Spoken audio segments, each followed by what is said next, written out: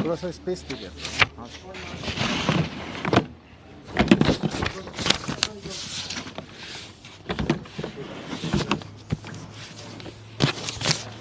ठीक है।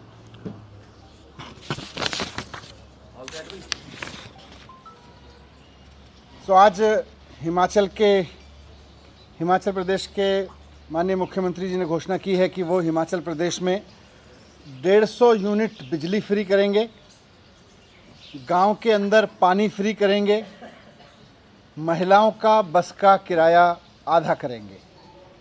ये हिमाचल प्रदेश की सरकार ने, उनके माननीय मुख्यमंत्री जी ने अभी घोषणा की है।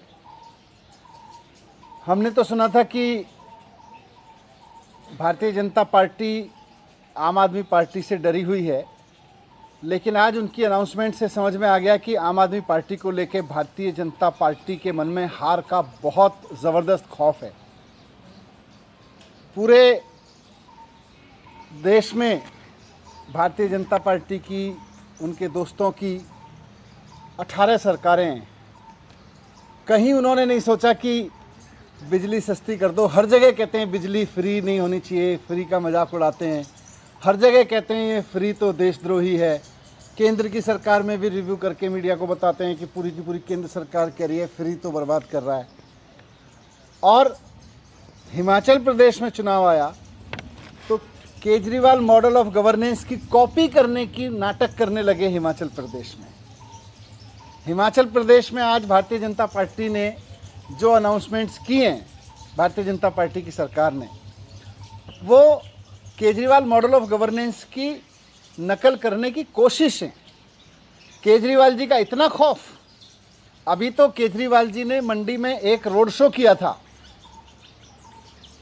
इतनी जल्दी इतने खौफ में आ गई भारतीय जनता पार्टी की, केजरीवाल जी की योजनाओं को आधे अधूरे बेमन से लेकिन कॉपी करने की कोशिश करने लगी। 18 राज्यों में इनकी सरकार है, वहाँ क्यों नहीं कर रहे? चुनाव से ठीक 2-3 महीने पहले हिमाचल प्रदेश में अनाउंस कर रहे हो, क्यों? क्योंकि आपको पता है कि आप तो हारने वाले हो वहाँ पे, आपको पता है। और जनता भी ये बात जानती है, जनता भी ये बात जानती है कि भारतीय जनता पार्टी की अनाउंसमेंट्स का कोई मतलब नहीं है। बीजेपी बिल्कुल सस्ती बिजली देने के खिलाफ पार्टी है। तो ये तो अगर चुनाव जीत गए दोबारा तो तुरंत वापस ले लेंगे इन सबको। इनकी कोई मंशा नहीं होती ये सब करने की, ये केवल चुनाव की घोषणाओं के तहत इन्होंने किया है।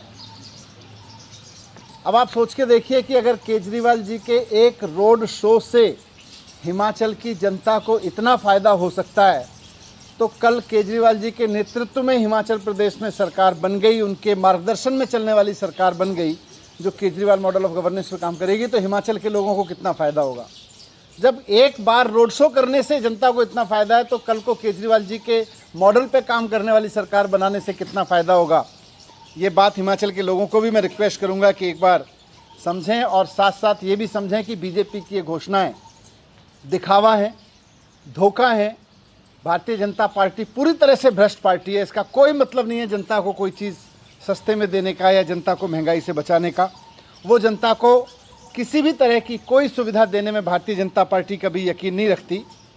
ये तो केवल आम आदमी पार्टी का खौफ है कि भारतीय जनता पार्टी को आज मजबूर होना पड़ा है दिल्ली की तरह से कुछ योजनाएं कॉपी करके आधी अधूरी रूप में घोषित करने के लिए। इसीलिए आज इन्होंने चुनाव के डर से ये घोषणाएं हिमाचल प्रदेश में की हैं। सच्चाई ये है कि अगर दोबारा वहाँ पे भारतीय जनता पार्टी आ गई तो ये सारी योजनाएं वापस ले लेगी, क्योंकि पूरे देश में इनकी जहाँ जहाँ सरकारें हैं, इन्होंने बिजली महंगी की है, इन्होंने बसें यात्राएं महंगी की हैं, इन्होंने हर चीज़ महंगी की है। इन्होंने कभी भी इसमें यकीन ही नहीं किया कि जनता को सस्ते में ईमानदारी से चीज़ें दी जाएं। मैं हिमाचल प्रदेश की जनता को भी आज कहना चाहता हूं कि इनके झांसे में मत आना,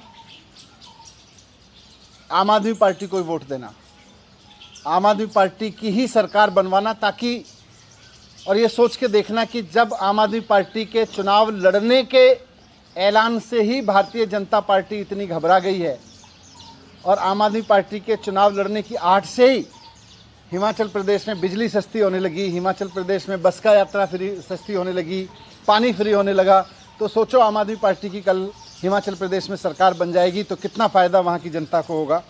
मैं इसीलिए कहना चाहता हूँ कि सब मिलकर आम आदमी पार्टी को ही जिताना, इनके झांसे में मत आना। Thank you.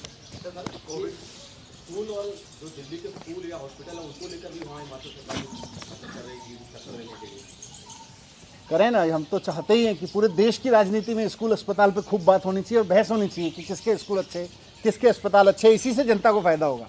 ये करते ही नहीं, भाग जाते हैं हमेशा चर्चा से इन सबसे।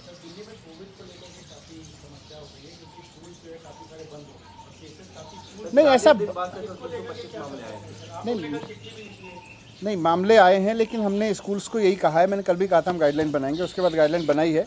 और स्कूल्स को हमने यही कहा है कि अगर कहीं किसी बच्चे को मान लीजिए कोविड होता है या किसी एक पर्टिकुलर विंग को में किसी टीचर को जो अलग अलग क्लासेस में गई हैं उनको कोविड पाया जाता है, तो आप उस विंग को या उस क्लास को टेम्परेली बंद कर दें कुछ दिन के लिए, जब डिसीजन लेके उसके बाद फिर से खोल दें।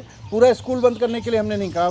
अगर ज़रूरत पड़े, कहीं ऐसा लगे कि एक टीचर पूरे स्कूल में गए या प्रिंसिपल को होता है या किसी ऐसे व्यक्ति को होता है ज़्यादा स्कूल के लोगों के संपर्क में आया, वहाँ डिसीजन ले सकते हैं। तो इसको हमने पूरी तरह से डिसेंट्रलाइज करके कहा है और साथ में सारे स्कूल्स को हमने कहा है कि कहीं से भी अगर रिपोर्ट आती है तो तुरंत हमारे डायरेक्टरेट को, एजुकेशन डायरेक्टरेट को तुरंत सूचना दें उसकी। नहीं, जब वैक्सीनेशन से तो बड़ों को भी तो हो ही रहा है ना, बड़ों का तो सबका वैक्सीनेशन हो गया, फिर भी हो ही रहा है। तो 20 तारीख को डीडीए की बैठक है, क्या लग रहा है कितनी बढ़ाने की आवश्यकता है कि परसेंटेज बढ़ रहा है? नहीं, सारी सिचुएशन का रिव्यू करेंगे। जो डीडीए में की मीटिंग्स होती हैं उसमें सबसे बड़ी चीज़ ये होती है कि जो एक्सपर्ट्स हैं, जो सारी दुनिया के स्प्रेड पे, देश की स्थिति पे, इसके वेरिएंट्स पे नज़र रखते हैं, वो फिर सरकार के आगे एक पूरा पिक्चर रखते हैं, सरकार की उसमें समझ बनती है, फिर तो उनसे बहुत मदद मिलती है हमें। सर एक इम्पॉर्टेंट सवाल है, ये दिल्ली जल बोर्ड की तरफ से एक्चुअली क्या सर, पानी काफ़ी सारे इलाकों में दिल्ली में गंदा आ रहा है और कई लोग कंप्लेन कर रहे हैं कि दिल्ली जल बोर्ड सुनवाई नहीं कर रहा, क्या हो सकता है सर? नहीं, कहीं किसी पर्टिकुलर कॉलोनी में है तो उसके तो तुरंत एक्शन हो जाता है। ऐसे जेनरिक कहना तो ठीक नहीं है। नहीं, किसी कॉलोनी में होगा तो बता देना। क्या? अच्छा, क्या? दिल्ली फाइल्स बनाने के लिए अनाउंस कर दिया विवेक अग्निहोत्री ने कल फाइल के बाद में, दिल्ली लाइव को दिखाना चाहते हैं, इससे क्या है? बिल्कुल, और देश में बहुत सारे वीडियोस, बहुत सारी फिल्में बन रही हैं, स्वागत है। Thank you so much sir.